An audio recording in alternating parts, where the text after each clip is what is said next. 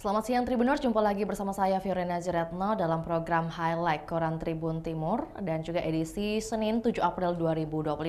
Dan semoga Tribuners dalam keadaan sehat dan juga berbahagia, dan tentu seperti biasanya dalam kegiatan atau juga program kita setiap harinya, Highlight Koran Tribun Timur kami sudah memuat beberapa halaman yang akan ditampilkan juga di layar kaca Anda saat ini dan beberapa saat ke depan. Dan untuk itu di halaman utama kita sudah hadir beberapa informasi juga infografis yang bisa Anda saksikan langsung di layar kaca Anda saat ini. Di mana halaman pertama informasi mengenai api yang sudah bahas Golkar dengan IAS. Namun sebelum itu ada dokumentasi di mana kegiatan yang dilakukan oleh Gubernur Sulawesi Selatan Andi Sudirman Sulaiman bersamaan dengan Wali Kota Makassar Munafri Arifudin yang kerap disapa Api, melakukan jalan santai saat Car Free Day di Jalan Jenderal Sudirman, Kota Makassar pada Minggu kemarin, tepatnya 6 April kemarin. Dan Api sampaikan bahwa tak ingin terburu-buru menentukan sikap di Musda Golkar Sulsel. Nah, lebih lanjut bahwa di halaman utama kita sudah kami tampilkan juga beberapa informasi yang sejalan dengan headline utama kita di edisi Senin 7 April 2025, di mana disampaikan atau diutarakan oleh Dr. Adi Suryadi Chola yang menilai kisruh berkepanjangan ini bisa menjadi celah bagi partai lain untuk merebut kekuatan Golkar di Sulsel. Nah, untuk itu yang pertama kita bahas adalah perpecahan rugikan Golkar. Bahwa konflik internal di tubuh Partai Golkar Sulawesi Selatan kian memanas. Perseteruan antara politisi senior yakni Nurdin Halid atau yang kerap disapa dengan NH dan Ketua DPD 1 Golkar Sulsel, Taufan Pawe atau yang kerap disapa dengan singkatan TP, terus menjadi sorotan publik. Nah, jika tidak segera diredam, perpecahan ini bisa mengancam eksistensi Golkar di Sulsel dan membuat kehilangan basis politiknya. Oleh pengamat politik Universitas Hasanuddin yang tadi saya sampaikan di awal, Dr. Adi Suryadi Chola mengatakan dan juga menilai jika konflik ini terus terjadi akan ada konsekuensi besar bagi Golkar Sulsel. Partai yang tidak solid akan sulit mempertahankan basis politiknya atau basis suaranya. Menurutnya, pertikaian yang berlarut-larut hanya akan menguntungkan lawan politik lain. Partai-partai lain bisa dengan mudah masuk dan mengambil simpati kader serta konstituen yang kecewa dengan kondisi internal Golkar. Namun, dengan konflik yang terus berulang, Adi Suryadi memperingatkan bahwa partai ini bisa kehilangan dominasinya di tingkat lokal. Salah satu bukti nyata melemahnya Golkar Sulsel adalah hilangnya kursi Ketua DPRD Sulsel yang selama ini dikuasai Partai Beringin. Dalam pemilu 2024 kemarin, meskipun jumlah kursi Golkar di DPRD Sulsel bertambah dari 13 menjadi 14, namun partai tetap gagal mempertahankan posisi Ketua DPRD Sulawesi Selatan. Nurdin Halid sendiri menganggap kegagalan ini sebagai bukti lemahnya kepemimpinan TP. Namun, kritik NH justru dianggap sebagai bagian dari upaya cawe-cawe, yang tentunya semakin memperkeruh suasana. Adi Suryadi menegaskan jika Golkar ini ingin tetap bertahan sebagai kekuatan politik utama di Sulsel, maka rekonsiliasi internal harus segera dilakukan. Sejalan dengan hal tersebut, Ketua DPD 2 Partai Golkar Kota Makassar, Munafri Arifudin, tak ingin terburu-buru menentukan sikap di Musda Golkar Sulsel. Ia menunggu respon dari ketua-ketua DPD Golkar se-Sulsel untuk menentukan apakah ia akan maju atau tidak. Ia juga menunggu respon dari DPP Golkar jika restu dari DPD 2 Golkar se-Sulsel dan DPP didapat. Munafri mengaku nyaman maju di Musda Golkar Sulsel. Nah, Wali Kota Makassar itu menegaskan tak ingin terburu-buru mengambil keputusan. Menurutnya, musyawarah daerah bukan sekedar kontestasi, namun merupakan momentum penting untuk membangun konsolidasi partai ke depannya. Dan Api menegaskan bahwa baginya, patuh terhadap mekanisme dan aturan partai adalah prinsip yang utama. Ia menyebutkan bahwa instruksi dari DPP Golkar akan menjadi faktor penentu. Terkait syarat pencalonan, Api menyadari perlunya dukungan minimal dari 10 pemilik suara. Untuk itu, ia terus membangun komunikasi politik secara informal guna memetakan peta kekuatan menjelang Musda nantinya. Dengan kutipan yang disampaikan beliau, kalau ada 20 daerah mendukung, maka peluang kita besar. Tapi kalau baru 3 yang mendukung, sementara 20 lainnya ke kandidat lain, ya pasti kita mundur. Di tengah isu panas kepemimpinan Golkar Sulsel, Apik juga mengaku telah berdiskusi dengan sejumlah tokoh, termasuk Ilham Arif Sirajuddin atau yang kerap disapa dengan singkatan IAS, yang tentunya terang-terangan siap maju bertarung di Musda Golkar Sulsel 2025. Dikatakan oleh beliau, saya sempat bicara dengan Pak Iyas. Dia bilang mau maju. Saya jawab, saya tinggal tunggu DPP. Kalau DPP bilang maju, ya saya maju. Namun, Apik menegaskan, pencalonan harus berdasar pada dukungan real dan bukan ambisi semata. Perlu diketahui bahwa Musda Golkar Sulsel sendiri dijadwalkan berlangsung pada Mei atau bulan depan di tahun 2025 mendatang. Dan masih dengan topik hangat, seputar dengan informasi memanasnya Partai Golkar di Sulsel, Nurdin Halid mengatakan bahwa hanya 5 nama yang pantas. Nah, siapakah itu? Kemudian lebih lanjut bahwa senior Partai Golkar Nurdin Halid menghangatkan suasana internal Golkar Sulsel jelang Musda nantinya. Dalam sebuah kesempatan, Nurdin Halid menyebut 5 nama yang berpeluang memimpin Golkar Sulsel untuk 5 tahun ke depan. Menariknya, di antara 5 nama tersebut tak ada nama Ketua DPD 1 Golkar Sulsel Taufan Pawe. Kelima nama tersebut yakni Bupati Baru Andi Ina Kartikasari, kemudian Wali Kota Makassar Munafri Arifuddin, kemudian mantan Wali Kota Makassar Ilham Arif Sirajuddin, mantan Bupati Goa Adnan Purikta Ihsan, dan mantan Bupati Luwu Utara Indah Putri Indriani. Kelimanya menurut Nurdin memiliki kekuatan daerah dan pesona politik yang tak bisa dikesampingkan. Dikutip dari pernyataan beliau, Taufan tanya DPD 2-nya, ujar NH pendek. Taufan Pawe sendiri dalam beberapa pernyataan masih menunjukkan sikap santai. Saya tunggu bagaimana putusan DPP dan DPD. Kalau mereka masih menginginkan saya untuk maju, saya akan tunduk pada perintah partai, katanya. Di tengah hingar-bingar politik Partai Golkar Sulsel, nama-nama bakal calon ketua Golkar Sulsel mulai bermanuver. Adnan Purikta mendatangi Nurdin Halid meminta restu untuk maju di Musda Golkar Sulsel. Nurdin pun dengan senang hati memberikan dukungan. Hal yang sama juga dilakukan oleh Ilham Arif Sirajuddin. Momen Lebaran dimanfaatkan untuk bertemu Nurdin Halid sekaligus meminta dukungan. Nah, bukan hanya informasi mengenai Partai Golkar Sulsel saja, di halaman utama juga hadir informasi Indonesia U17. Indonesia U17 dengan formasi 3-4-3 versus Yaman U17 dengan formasi 4-1-4-1, di mana Piala Asia U17 2025 merupakan laga kedua grup C akan berlangsung di Stadion Prince Abdullah Al Faisal, Jeddah, Arab Saudi pada Senin 7 April 2025, tepatnya di malam nanti pukul 10 waktu Indonesia Barat atau pukul 11 malam waktu Indonesia Tengah. Nah, untuk lebih lanjut bahwa menang menuju Piala Dunia dengan tanda seru, perlu diperhatikan bahwa Timnas U17 Indonesia berpotensi untuk memimpin klasemen grup C atau grup C sekaligus lolos ke Piala Dunia U17 2025 dengan meraih kemenangan melawan Yaman di Piala Asia U17 2025. Dan pertandingan ini seperti yang saya sampaikan tadi akan berlangsung di malam nanti, berlangsung di Stadion Prince Abdullah Al Faisal, Jeddah. Saat ini Timnas U17 Indonesia berada di posisi kedua dengan koleksi 3 poin. Hasil dari kemenangan 1-0 melawan Korea Selatan beberapa hari lalu. Kemudian Yaman sendiri menempati peringkat pertama grup C atau grup C dengan keunggulan selisih gol dari Timnas U17 Indonesia menyusul kemenangan 2-0 atas Afghanistan. Nah, yang terakhir di halaman utama ada informasi mengenai ekspor gurita Sulsel ke Amerika Serikat yang sedikit banyak terganggu. Di mana ada juga beberapa komoditi asal Sulsel yang ditujukan ke Amerika Serikat, dan seperti misalnya kacang mete ada 271,16 ton senilai 1,3 juta US dollar. Ada juga kepiting, daging kepiting, ikan olahan, gurita, udang segar beku, agar-agar, ikan segar, cumi-cumi, hingga biji kopi yang besaran totalnya belum tercantum. Nah, kemudian Amerika Serikat mengeluarkan kebijakan baru terkait pajak impor. Negara adidaya tersebut menaikkan 3 kali lipat untuk pajak impor di Indonesia. atau pajak impor dari Indonesia.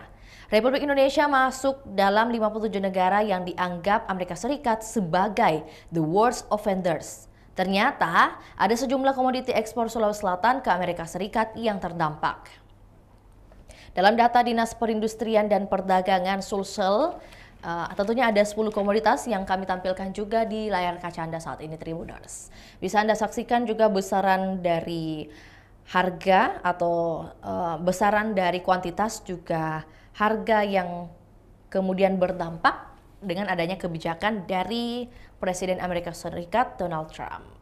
Nah, dari halaman utama kita berlanjut ke halaman 4. Masih sejalan dengan informasi di halaman utama. Kalau untuk di halaman 4 sendiri adalah rubrik bisnis Tribuners, yakni ada informasi mengenai kebijakan Trump jadi beban pelaku ekonomi. Disampaikan oleh Profesor Dr. Marzuki Dea bahwa semuanya tampaknya semakin berat setelah Donald Trump terpilih. Kemudian Dr. Andi M. Nurbaumazep mengatakan bahwa barang dari Indonesia akan lemah daya saingnya. Nah, Presiden Amerika Serikat Donald Trump mengeluarkan kebijakan bea masuk tinggi bagi sejumlah negara, termasuk mitra dagang terbesar Amerika Serikat. Dalam daftar negara-negara yang dikenakan tarif dasar dan bea masuk tinggi, Indonesia tercatat diberlakukan tarif resiprokal sebesar 32%. Tarif itu diklaim Trump merujuk pada neraca perdagangan Amerika Serikat. Karena itu, ekonom Unhas, Profesor Dr. Marzuki Dea mengungkapkan sederet dampak kebijakan tarif impor Presiden Amerika Serikat terhadap ekonomi nasional dan daerah. Ia memaparkan tren perkembangan perekonomian dan daerah, termasuk Sulsel, sementara ini sangat dipengaruhi oleh perekonomian nasional. Sedangkan nasional sendiri dipengaruhi oleh perekonomian global yang sedang tidak baik-baik saja. Sehingga kedepannya seluruh tren perekonomian akan mengalami masalah, yakni terkontraksi cukup signifikan. Nah, Prof. Marzuki juga menyebut dampak kebijakan Donald Trump bagi Indonesia umumnya tentu akan dirasakan juga oleh para pelaku ekonomi. Konsumsi juga dinilai akan terkoreksi maksud saya, termasuk sektor produksi. Nah, termasuk juga ternyata sistem moneter dan keuangan dapat terjadi distabilitas yang berat dan sangat merugikan para pelaku ekonomi. Seperti nilai tukar rupiah akan semakin jatuh dan harga-harga saham terjerembab. Sehingga tentunya berbagai kegiatan dan suntikan-suntikan kebijakan yang dilakukan pemerintah, baik untuk menggenjot konsumsi dan sektor produktif, belum dapat diperkirakan dampak positifnya dalam jangka pendek dan menengah. Karena tentunya para pelaku ekonomi berhati-hati untuk mengambil keputusan, konsumsi dan produksi, apalagi suasana tren perekonomian secara umum sedang mengalami masalah cukup signifikan. Sementara pengamat ekonomi bisnis Universitas Hasanuddin, Dr. Andi M. Nurbaumazep menanggapi kebijakan tarif impor Presiden Amerika Serikat. Ia mengatakan bahwa pengaruh paling nyata neraca perdagangan kita akan terganggu. Ia memaparkan produk ekspor Indonesia ke Amerika Serikat akan tinggi biayanya, terutama tekstil, kemudian alas kaki, dan komponen elektronik. Solusi tersebut ia menyebut bahwa untuk menghadapi masalah tersebut perlu untuk mencari diversifikasi pasar dan peluang ekspor selain Amerika. Nah, solusi tersebut merupakan jangka pendek walaupun terbatas anggaran. Pemerintah, lanjut dia, juga perlu memberi intensif fiskal. Ada juga informasi tahap keempat sold out, Ruko Sapphire tahap 5 dipasarkan. Nah, Mutiara Property sukses memasarkan Ruko Sapphire tahap 4, di mana ruko 2 lantai multifungsi dalam kawasan Villa Mutiara Summarecon Mutiara Makassar itu pun berhasil terjual atau sudah sold out. Mutiara Property memasarkan Ruko Sapphire tahap 4 dengan jumlah 10 unit. Kini Mutiara Property kembali akan menghadirkan Ruko Sapphire tahap 5. Menariknya pada tahap 5 ini, Ruko Sapphire dihadirkan dengan jumlah terbatas, hanya tersedia 5 unit saja. Selain itu di tahap 5 ini, Ruko Sapphire dihadirkan Mutiara Property juga spesial karena posisinya lebih depan. Dan letaknya yang semakin di depan menambah sejuta keunggulan untuk digunakan berbagai jenis usaha, seperti misalnya minimarket, apotik, coffee shop, toko HP, aksesoris, fashion, dan usaha lainnya. Nah, kemudian kesuksesan penjualan ruko Syafir sendiri dipengaruhi beberapa faktor, salah satunya letaknya yang strategis. Ada juga informasi dari provider, langkah praktis jika koneksi Tri melambat. Saat ini jaringan Tri di Sulawesi Selatan kini telah menjangkau 94% dari total populasi. Selain itu, jaringan Tri telah mencakup 98% untuk wilayah Kabupaten Goa dan 100% di Kota Makassar. Demikian dikatakan Kepala Wilayah Sulawesi Indosat Urido, Beni Iskandar, pada saat diwawancarai, dan ia mengatakan meskipun telah mencakup hampir seluruh wilayah, pihaknya tidak akan berhenti di sini. Dan meski demikian, ada kalanya koneksi memang akan terasa lambat. Ketika koneksi internet Tri terasa lambat, ada 3 langkah yang bisa dilakukan agar jaringan kembali stabil nih Tribuners. Dilansir dari web resminya pada Sabtu kemarin, langkah pertama yang bisa dicoba adalah merestart koneksi internet. Dan cara ini bisa dilakukan dengan mengaktifkan mode pesawat selama beberapa detik, lalu menonaktifkannya kembali. Nah, jika masih belum membaik, lakukan restart pada perangkat untuk menyegarkan jaringan pada ponsel Anda. Langkah kedua adalah mengurangi beban pada perangkat yang digunakan. Istilahnya mungkin terlalu banyak aplikasi yang berjalan di latar belakang dapat memengaruhi kecepatan internet Anda. Langkah ketiga adalah memeriksa pengaturan APN atau APN dalam bahasa Indonesia.